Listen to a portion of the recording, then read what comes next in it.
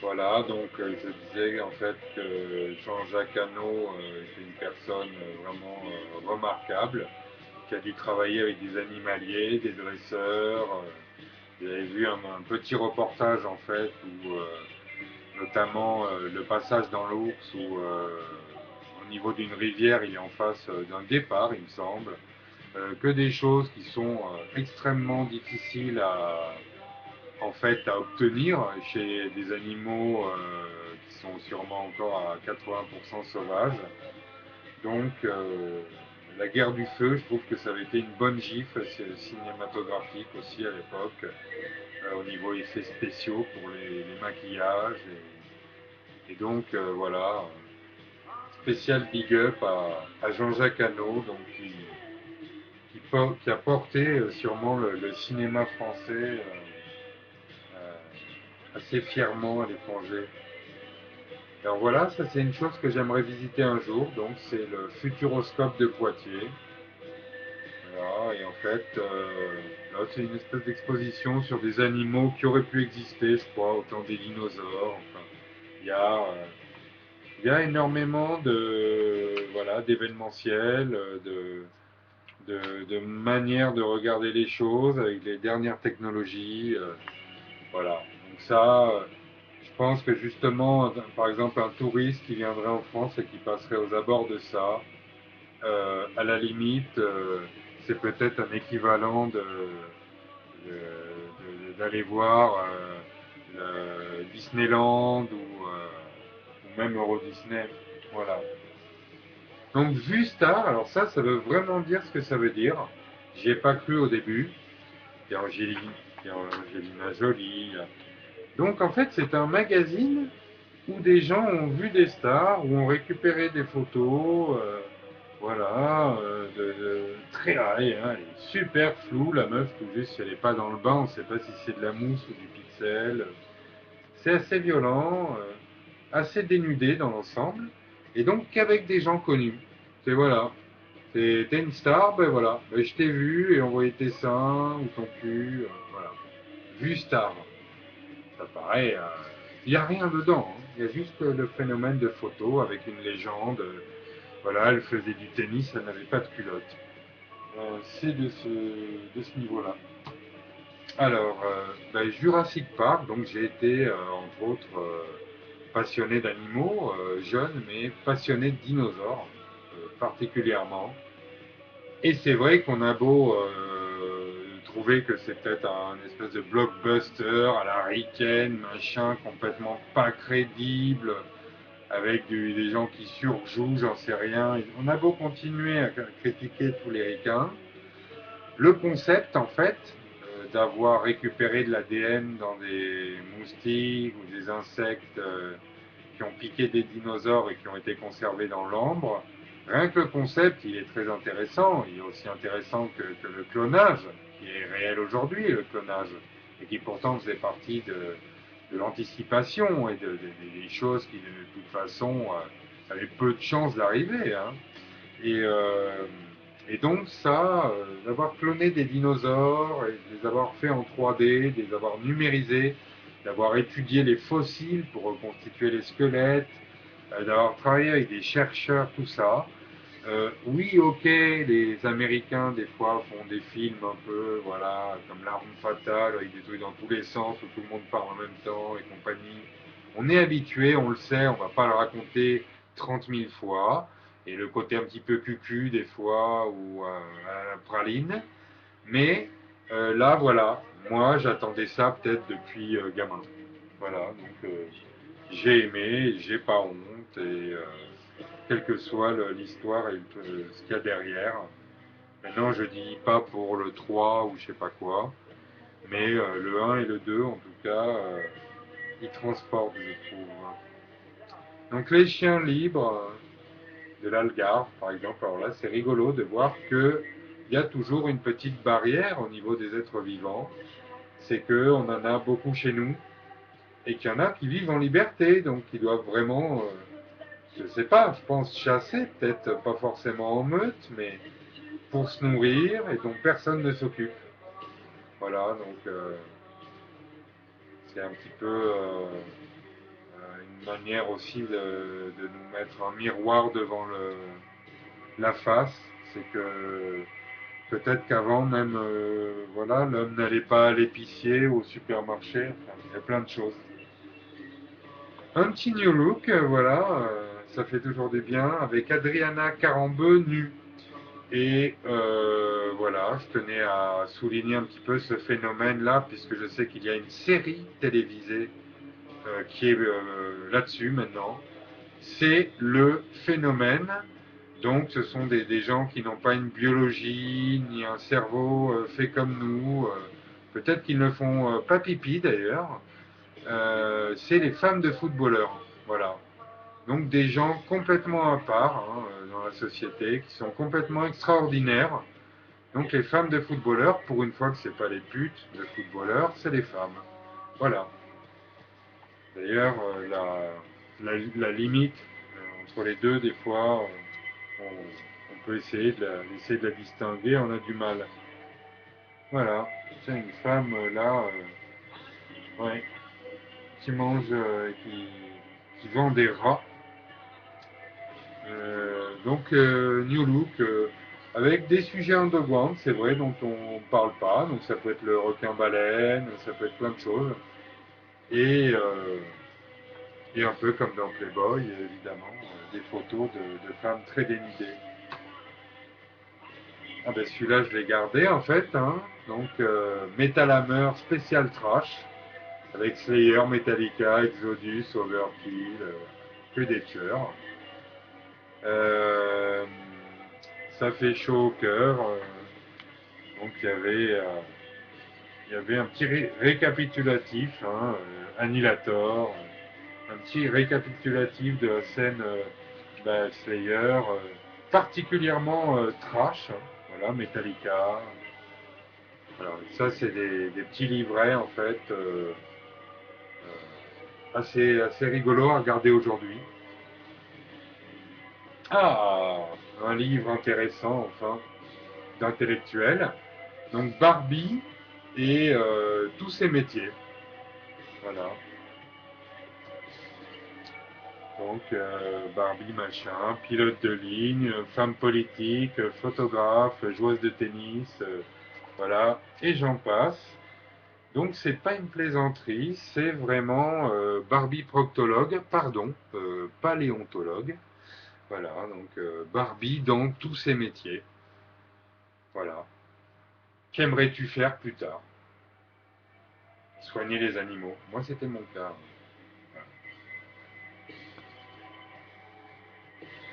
Ah tiens, il y avait longtemps. Donc un best avec Depardieu, tiens, et puis le grand Robert, oui. Alors pour moi, c'est une personne et on va dire également un personnage, Robert Smith, qui a été, qui est toujours un des plus créatifs au niveau musical, je trouve. Une carrière démoniaque avec des albums dans tous les sens, parfois comme The Top en s'embrouillant avec les autres membres du groupe, un album pondu tout seul avec en fait tous les instruments joués seuls séparément en studio. Robert Smith, énorme monsieur, hein, qui notamment a réussi d'une manière moderne euh, à, à retranscrire sous forme de son, comme dans l'album Face ou 17 Seconds, le spleen hein, que n'importe quel humain peut avoir, et par moments également de la joie ou des constats, des choses froides. Voilà. Donc The Cure et notamment Robert Smith, créativité tout à fait hors du commun. C'est pareil, je pense que ce soit la personne ou le personnage, pas facile d'hériter, enfin, de retrouver des gens comme ça aujourd'hui. Bon, ben ça, je vais garder en fait. Femme de banlieue, la révolte. Ben voilà, il serait temps, hein, en même temps. Hein, c'est vrai que Merde, c'est moche d'être de côté, alors que souvent on parle des lascars et des gars de banlieue. Bah, les femmes de banlieue, je pense que la presse, ça doit être moins médiatique parce qu'elles mettent pas le feu aux voitures. Apparemment, de temps en temps, des gens comme DS ou comme elle, qui sont ultra sérieux, ben, en ont parlé. Donc DS Magazine, je me rappelle du premier qui était sorti. Voilà, donc magazine d'une certaine qualité, quoi, voilà. Magazine féminin. J'en ai conservé un. Start-up, alors avec notre ami Robert Plant, et puis Dépêche Mode qu'on voit en couverture. Voilà, donc petit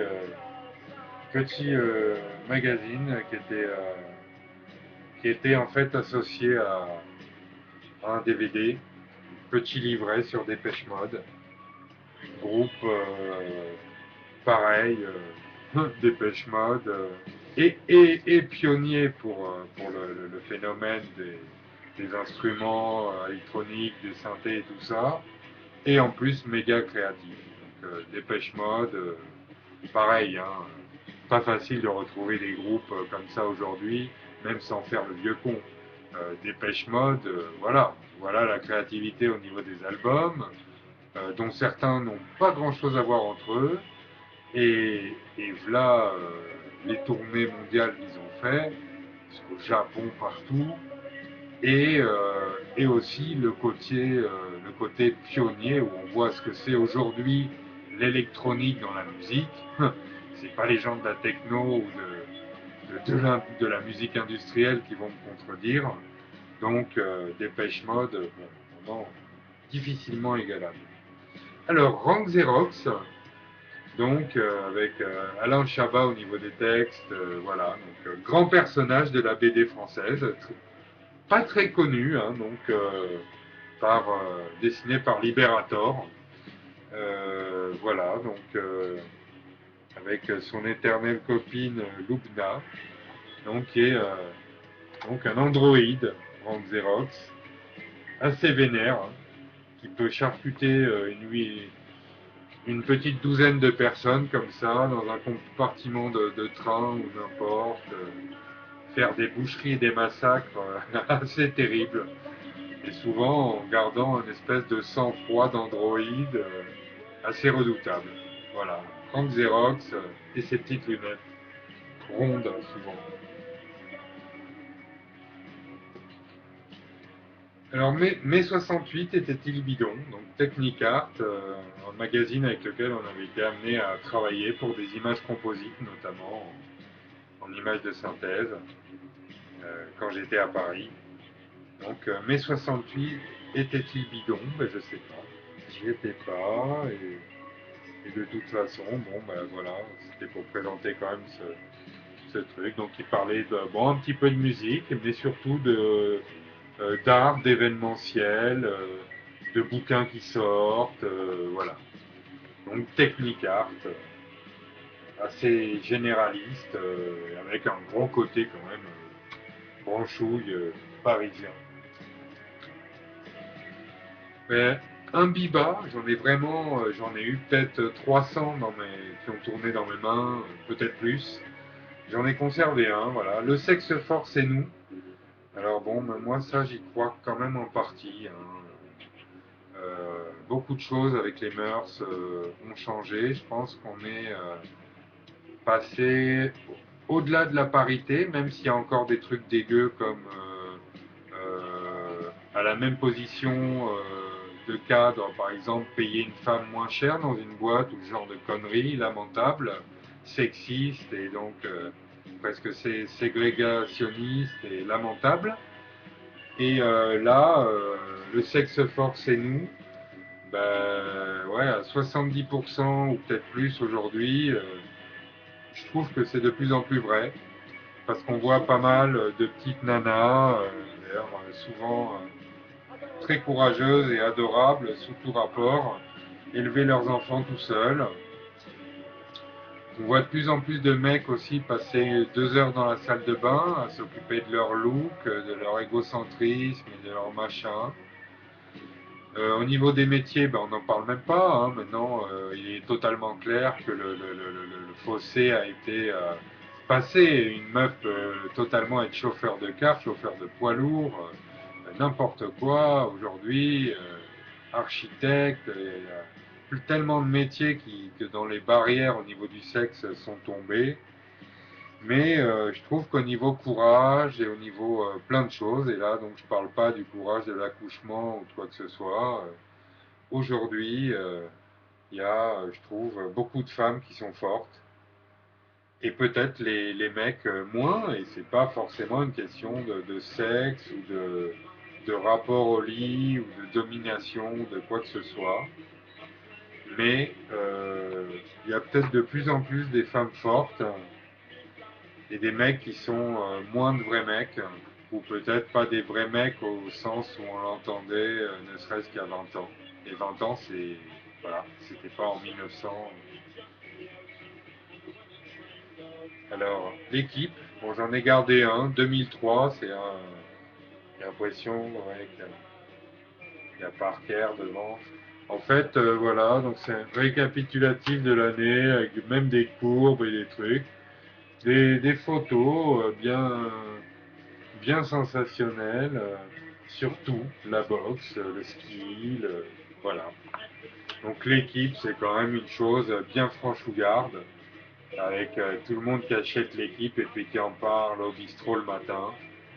Voilà, donc je me rappelle du passage à la couleur de l'équipe d'ailleurs.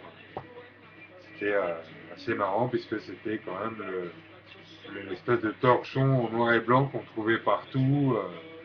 Et, euh, et ça a fait une drôle d'impression de le voir justement passer en couleur à l'époque. Bon, bah écoutez, c'est pas gai du tout, étant donné que, ouais, il y a un album que j'avais écouté d'eux. J'étais allé à l'Élysée-Montmartre les voir, Noir Désir. Et c'est vrai que le concert était terriblement dynamique, qu'il y avait un professionnalisme de la scène indéniable. Allant jusqu'au light show sûrement, qui était parfait pour la musique qui était présentée. Bertrand Cantat était très en forme ce soir-là. Et il y a un soir, je crois, où il a dû être vachement moins en forme. C'est carrément horrible, puisqu'on verrait plus ça se passer dans des milieux, j'allais dire, totalement blindés de drogue ou de crack, avec j'allais dire, des gangsters et des trucs dans des vols, des cambriolages ou des toxicos. Dans ce milieu-là, ben, ça aurait peut-être fait moins tâche. Mais putain, merde, deux artistes comme ça. Une, la vie en l'air puisqu'elle est morte, et sa famille doit en pâtir tous les jours. Et l'autre, puisqu'en fait, il était un artiste français. Aujourd'hui, je sais pas, parce qu'en fait, je j'ai même plus envie de savoir ce qui devient. Moi, c'est clair qu'à sa place, j'aurais peut-être refait des choses, mais en les mettant sur des bandes magnétiques ou dans des écrits. J'oserais même plus me montrer, en fait, avoir tué sa compagne, personne qu'on aime, pas d'un coup de poing malheureux, mais en s'acharnant et en lui mettant coup de poing sur coup de poing, comme pour tuer un sale gars par pied au sol ou pour achever quelqu'un. Et surtout, alors là, ben, quand il y a des trucs comme ça, puisque ça peut peut-être arriver à des gens, voilà, même de tomber sur une baston et de trouver quelqu'un par terre, merde, appeler les secours immédiatement, ce qui apparemment, je crois, il l'a pas fait. Donc là, c'est un demi-meurtre, puisqu'il la sauvait peut-être, mais éventuellement dans un état, oui, où elle aurait fini en chaise roulante ou je sais pas quoi, mais vivante. Et le fait est qu'il a appelé aucun secours et que donc elle a dû mourir en fait alors qu'elle pouvait être sauvée, peut-être. Voilà.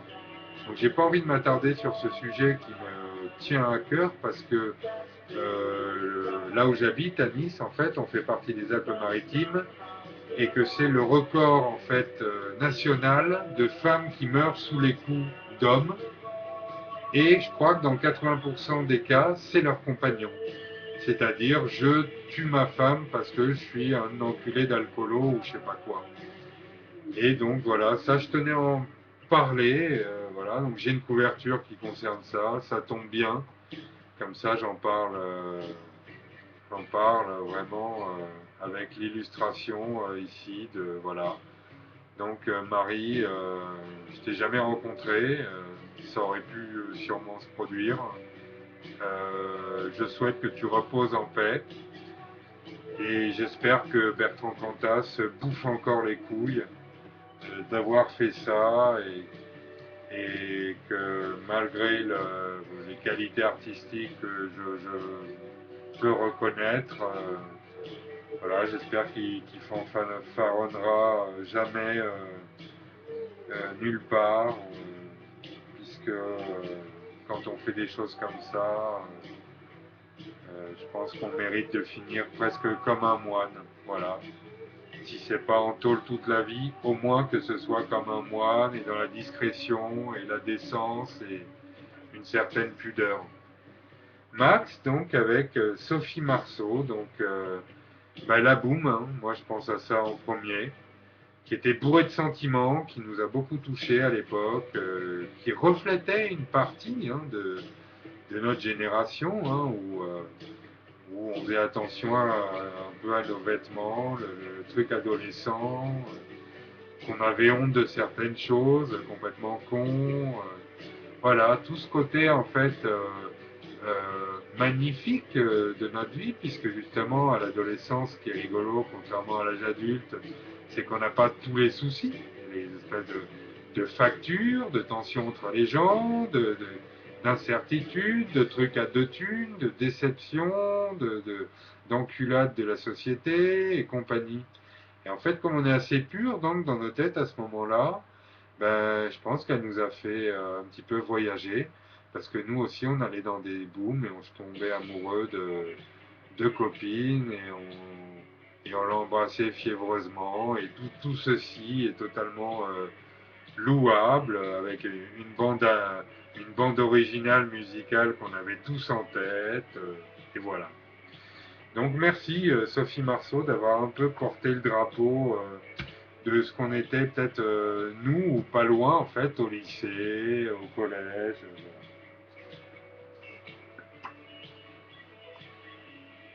Donc Beaux-Arts magazine, donc le magazine de l'actualité des Beaux-Arts avec je crois Gargantua sur la pochette, les 7 péchés capitaux à toutes les sauces. Voilà, donc c'est un magazine que j'aime bien lire. Voilà, celui-là, j'ai dû le piquer chez un médecin dans la salle d'attente. Faut pas le faire, évidemment, hein, c'est du vol. Voilà, donc ça, vraiment très instructif et aussi porté sur la peinture que la sculpture, qu'éventuellement l'architecture d'une maison. Voilà. Donc studio, donc Johnny Depp, donc mais pour moi c'est une sorte de caméléon. Las Vegas Parano, puis Édouard Romain d'Argent. Après toutes les choses qu'il a fait avec Tim Burton, complètement Sleepy Hollow, le Pirate des Caraïbes. Qu'est-ce que c'est que cette personne capable d'incarner voilà. Moi, une des choses que je trouve redoutable, et même, je pense que Depardieu a un petit peu de ça dans le sang, hein, d'avoir fait Cyrano, et Les Valseuses et des trucs complètement à l'opposé. Euh, le phénomène de caméléon chez un acteur, un des plus beaux exemples, c'est De Niro, Taxi Driver, et 5 minutes après, des choses comme Les Nerfs à vif. Voilà. Donc ça, je voulais saluer ce don que peuvent avoir des gens, euh, pour incarner en fait des personnages qui ont mais, strictement rien à voir. Ça, j'ai l'impression quand même que quel que soit le niveau d'un acteur, ça doit être quand même un petit peu dans le sang parce que ce n'est pas donné à tout le monde et que ça doit être un espèce de mélange explosif à manier euh, comme de la dynamite en fait. Et voilà, c'est une chose originale qu'on ne retrouve pas chez tout le monde. Voilà. Et encore un blabla, donc avec justement du pur rock, on voit Iggy Pop là, on voit Metallica, j'ai l'impression qu'il y a Anthrax, les Black Crowes, pur rock donc, toujours pareil, le très bon, ouais, Albert King, notre ami du blues, avec l'excellent, des excellents sujets sur Front 242. Et j'invente pas, il y a que des trucs de, il y avait que des trucs de ouf, assez alternatifs ou underground. Hein. Ils ont dû parler du skate d'ailleurs à un moment donné, du skate rock, je me rappelle. Je sais pas si je l'ai conservé celui-là. Donc blabla, donc qui était quelque chose. Je crois que parfois il n'y en avait plus et tout le monde était triste de sortir de la FNAC et de constater qu'en fait tout le monde avait dépouillé les blabla. Quand on dit sans chichi, sans blabla, ben justement ça c'était un magazine et qui était vraiment loin d'avoir une pub toutes les pages. Alors voilà, donc ça c'est pour la petite anecdote, j'ai fait une exposition avec des personnages en fimo et j'étais à Mantes-la-Jolie et j'ai eu 2 articles dans la presse et une des journalistes me comparait en fait à Kessaring au niveau de mes bonhommes. Voilà, donc il y a Picasso, il y a Warhol. Warhol en fait, j'ai toujours eu un énorme respect. Il a fait une expo,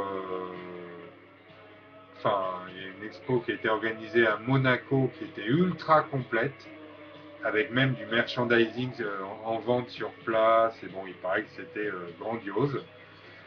Euh, voilà, donc ça c'est pour faire un petit clin d'œil au pop art. Et, et donc à l'heure actuelle, je ne connais pas très bien comme magazine, mais voilà, c'est intéressant quand il y a plusieurs sujets intéressants comme ça sur Londres, sur voilà. Ouais, puisque c'est quand même pas évident de savoir avec tous les nouveaux magazines, toutes les nouvelles publications qu'il y a chaque année. Quand je bossais dans la pub, en fait, j'étais au courant. On nous avait dit les chiffres même à l'école des publicités, mais il y a je sais plus combien de magazines qui sont créés en France par an. Donc, savoir s'ils sont encore en vie n'est pas toujours aisé. Révolution 1968, et donc c'est un Le Monde hors série, et là c'est le numéro 2 apparemment. Donc j'avais dû, je pense, avoir le 1 aussi, même si je connais pas en profondeur Le Monde, parce que je ne lis pas de journal. J'en ai rarement lu, j'en lisais quand j'étais étudiant un peu. États-Unis, Vietnam, Rome, Paris, Prague. Voilà, donc sur les révolutions. Donc ça, il y a eu celle de Jasmin là dernièrement, hein, mais je veux dire les révolutions, voilà. C'est vrai que c'est quand même une chose récurrente de l'actualité et que il y en a au moins une en route ou en fonctionnement en permanence dans le monde. Donc autant il y a de la politique, tout ce qui s'ensuit, des larmes et des guerres et tout ça, et autant d'un autre côté on peut dire que ça a toujours été accompagné quand même également de révolutions et de gens qui essayent de penser à d'autres mondes ou d'autres mentalités ou d'autres manières de penser et éventuellement d'autres manières de vivre. Voilà, c'est presque émouvant.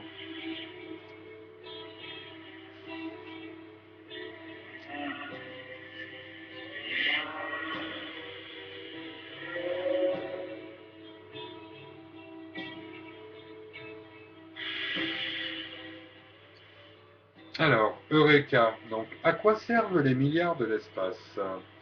Donc ça, ben ouais, ça doit être de toute façon, je pense, bien utilisé, sachant qu'en plus la technologie qui fait les choses, des produits et des mécanismes qui sont destinés à l'espace atterrissent sur Terre quelques temps plus tard.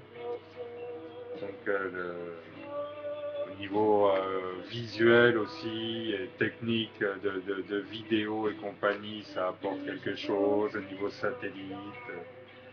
Voilà, donc ça c'est vrai que c'est des sommes qui quand même, je pense, servent à l'humain, beaucoup plus que dans l'armée sûrement, où on est là à se surarmer et à foutre des sommes astronomiques juste pour être sûr de ne pas être attaqué et de pouvoir éventuellement attaquer quelqu'un qui nous attaque. Donc le cercle, le truc qui n'en finit jamais. Et donc les milliards qui sont engloutis dans l'armée, peut-être que ce serait quasiment mieux qu'ils soient directement engloutis dans l'espace, parce que une fois sur deux, les choses de l'espace nous servent après de manière détournée ou indirecte, ne serait-ce que pour des chaussures ou des baskets. Entrevue avec une bonne chienne, là, je vois, Eva, machin, donc quand il y a eu tout ce déferlement de grosses, au moins chaudasses médiatiques, on ne sait pas comment ça se passait après chez elle ou avec leurs copains dans la vie courante, mais en tout cas, le fait d'être derrière une caméra leur raccourcissait souvent immédiatement la jupe. Et entrevue, on m'en avait donné une bonne pile. J'en ai gardé parce que c'est rigolo, des fois il y a des choses complètement débiles. Et quand on pense que Loana, par exemple, était comme ça, hein, le business des filles de la télé-réalité. Voilà, donc entrevue, alors comment voulez-vous que ce genre de truc ne se vende pas avec l'audimat qu'arrive à faire, la télé-réalité, même quand elle est d'un niveau pitoyable, comme par exemple Secret Story. Secret Story, c'est vraiment une chose qui dépasse toutes les limites de l'entendement au niveau, on va dire, expression, donc au niveau du français. Bon, il n'y a pas une pouffe ou un espèce de mec là à moitié homo où on n'arrive même plus à définir. Ils inventent quasiment des mutants à la télé. C'est des mecs qu'on ne voit pas dans la rue, mais on nous les impose en fait dans les émissions. Et donc, mais rien qu'au niveau du langage, bonjour l'exemple en fait pour les jeunes qui regardent ça, quoi. C'est assez violent. Et donc, il est évident que du papier issu d'arbres, c'est évident qu'il va s'en vendre, alors que la moitié de la France, par exemple, est devant Star Academy.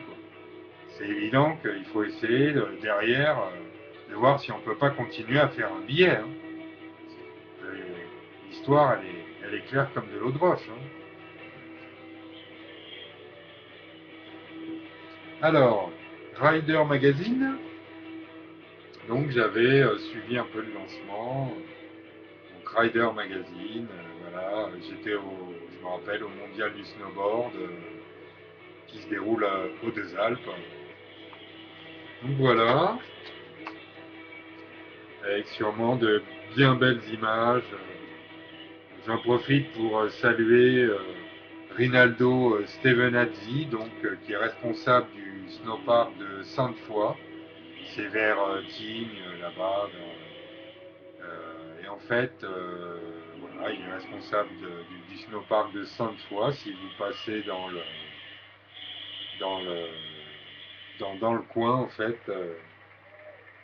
et il a été deuxième meilleur français à l'époque. Il était sponsorisé Look, donc en halfpipe.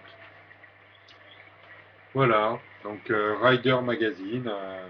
Donc une des choses en France qui est parue et qui traite du snowboard.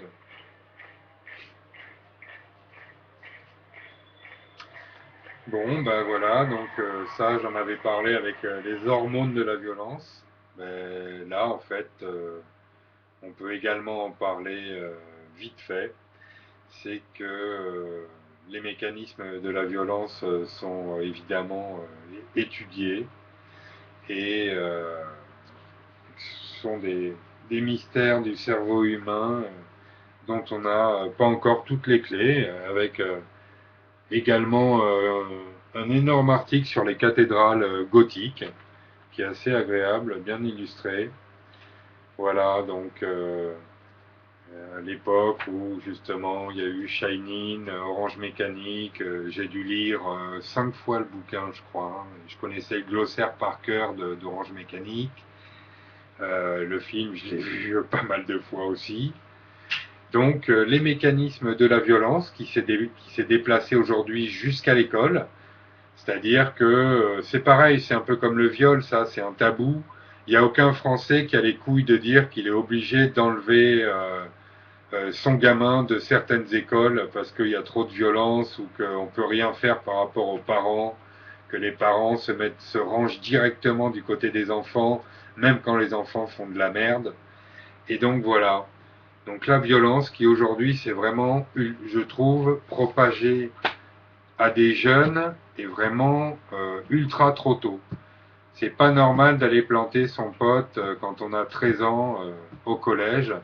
Et j'espère qu'il y a des parents qui commencent à reprendre un peu le dessus sur leurs enfants, parce que malheureusement les professeurs apparemment ont l'air complètement abandonnés par le système éducatif, par l'éducation nationale, par leur hiérarchie et éventuellement par leurs proviseurs, et qu'il y en a plein les couilles en fait d'entendre parler d'histoires de raquettes, ce qui est lamentable. Hein. Je crois que c'est dû arriver une seule fois, un truc de raquette, et c'est moi quand j'étais au collège, euh, et c'était pas du racket, c'était un vol. C'est un élève qui avait dû sortir un billet, quelqu'un qui avait pris le billet, qui s'était cassé avec à la sortie, dans le chahut, dans la cohue d'une sortie de collège de base. Voilà, donc puisqu'elle est parfois justifiée uniquement par ça, hein, la violence, c'est-à-dire le fait de pouvoir voler l'iPhone euh, ou autre chose, ou justement un petit billet à quelqu'un, et éventuellement de l'envoyer à l'hôpital avec un bras cassé ou je sais pas quoi, juste pour lui voler son scooter, quoi. Donc la violence, ben voilà, quand elle n'est pas liée à du matériel, elle est liée à autre chose.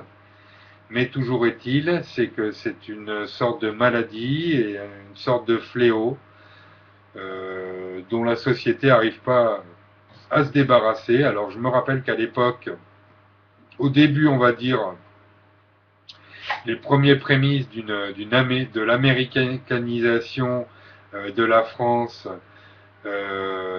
on se foutait vraiment de leur gueule, à savoir que des petits blacks, oui, allaient avec des Magnum 45 cachés dans le sac de sport à l'école et compagnie. Donc on se foutait de la gueule des Américains parce qu'ils n'arrivaient pas à gérer leurs jeunes, ni au niveau de la drogue, ni au niveau de la possession d'armes ou carrément de la violence. Mais aujourd'hui, je pense que, et notamment à Paris et en banlieue parisienne, hein, je parle de ce que je connais, ça a dû s'envenimer et redoubler, notamment dans des quartiers comme le 18e arrondissement, que j'ai connu, moi, beaucoup plus paisible que ça doit être que ce qui doit se passer aujourd'hui. Et donc, voilà, c'est une plaie, je pense que s'il y a des gens, moi, j'avais cette envie à un moment, c'est de faire des études de psychologie, c'est-à-dire d'aller à la fac. Et je me suis dit que j'étais pas allé assez sérieux pour aller à la fac, que j'allais skater, j'allais délirer avec des copains, des copines, et que j'irais jamais.